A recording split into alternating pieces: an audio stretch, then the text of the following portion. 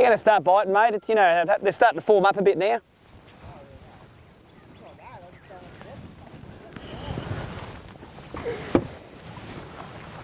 Oh, guess what? It's the same size as the 40 fish of yesterday.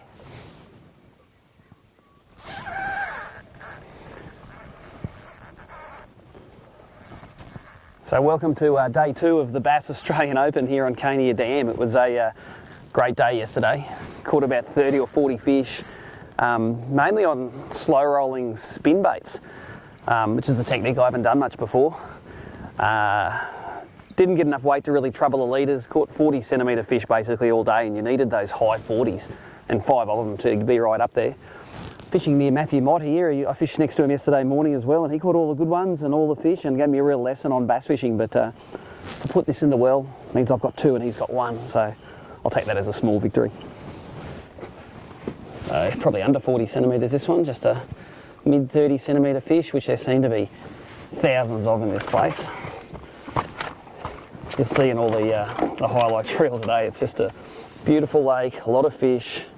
It's great weather here in spring. Plenty of fish like that. Every bite this weekend's been savage. The fish are actually, they're not knocking the bait, they're eating the bait properly. If you fish a lot of the more pressured bass lakes, you know that oftentimes you've got to talk them into eating a bait. Not at Cania, they belt it. There he is, there's another one. There you go, that's how you play with the head of the leader. Catch a few fish in front of him and he wants to come and sit on the spot, which he can, he's leading the tournament. He can go crazy. I asked him when I got here this morning where he wanted to fish, if he wanted the point or if he wanted down in the corner. And he said he wanted the corner.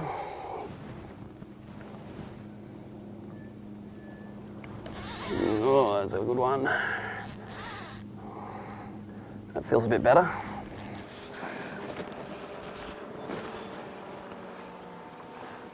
Fishing a little 6.5 foot dialer Heartland. Just an old bass rod of mine. It's got a bit of give in it. It's sort of quite a parabolic taper. Yeah? Oh, no, you only got 7 hours left. I'd be panicking if I was you.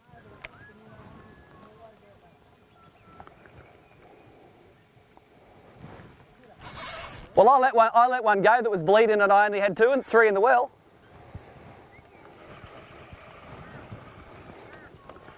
I just do my upgrading before I catch my kickers. Don't even need that one, just throw it out.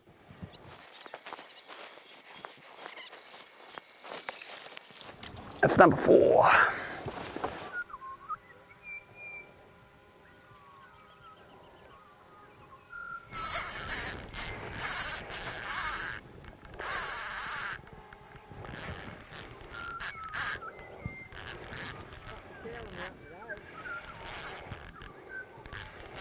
I had to learn how to catch him again.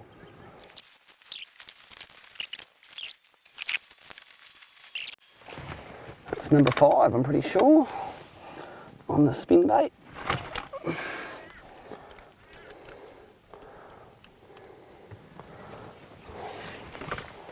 All 5 exactly the same size, basically. But it just might be an excitable one, or it might be brim drag.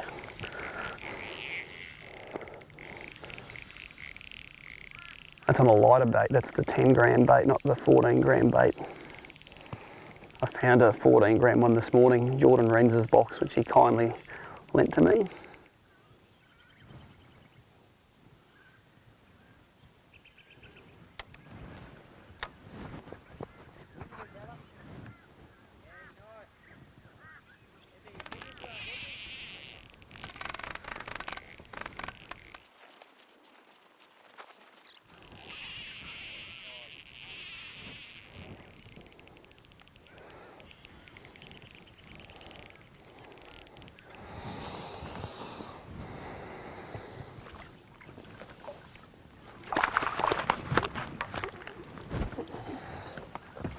There's an upgraded fish, probably a few centimetres up there.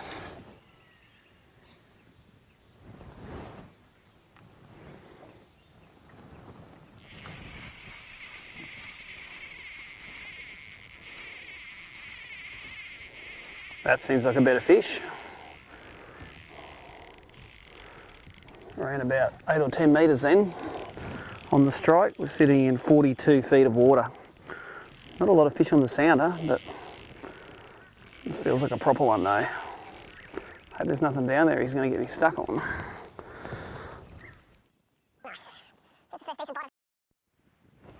He's not actually that big, he's only maybe an early 40s. Still, I'll take him.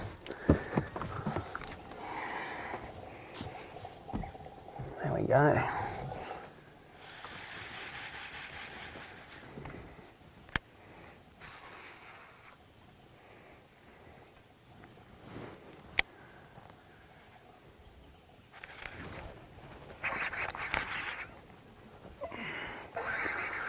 Tommy Slater.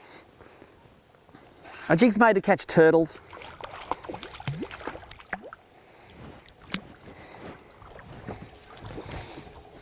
I threw in, it swam off, I set the hook, and now I've got a bloody turtle in my boat. Come here, mate, come here. On your back, that's where we want you.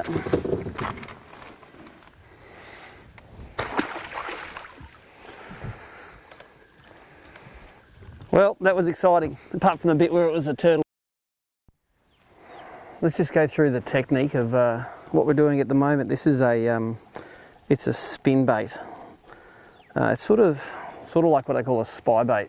This is a Japanese technique, a really quiet, no action lure with a little spin blade on it. This is sort of a combination of a half blade, a half spin bait. It's got a single hook on the back and it's got that treble hanging off the middle. And this chartreuse colour was the only one I could get my hands on yesterday after I lost my one from practice. And it tends to be working really well. Got some good fish on the silver one this morning. They just swapped to that chartreuse and only took a few casts to get a bite. So the fish all are in sort of 30 to 50 feet of water you have to be in. There's some fish suspended about 20 feet. There's other fish close to the bottom. So I make a long cast with this bait and sink it down on a slack line until I think I'm between that 30 to 40 foot mark, you know, sort of just off the bottom. And then the best retrieve has been just a slow rolling retrieve. That little propeller on the back just sort of buzzes through the water. It's not no real action on the lure, tiny little shimmy and that propeller goes. And that's what they've been reacting to. If it was the fish are really chomping, you could probably burn and kill it, or you could just, you know, you could fish it a lot more aggressively. But at the moment, these fish aren't really chomping. I'm just rolling it past those suspended fish, and as it comes past, bang, they've been eating it. And nearly every fish today has been hooked down inside the mouth. So when they want to eat it, they eat it properly in this place. Cania is awesome for hungry, reasonably uneducated fish. So you can see that cadence that it's coming in. It's sort of not ultra slow, not ultra fast. It's just winding it at a standard pace. Then sometimes halfway through the retrieve, I'll just let that sink down 8 or 10 more feet, just to get it back through those suspended fish and start winding again. Typically this tournament, it's been, the fish you see underneath the boat are the ones you can't catch. You know, if you're on the right break line, you've got to make a long cast away and catch fish that are like that, but 20 or 30 metres away. That's been the pattern. I've caught very few fish right under the boat or even close to the boat at the end of a retrieve.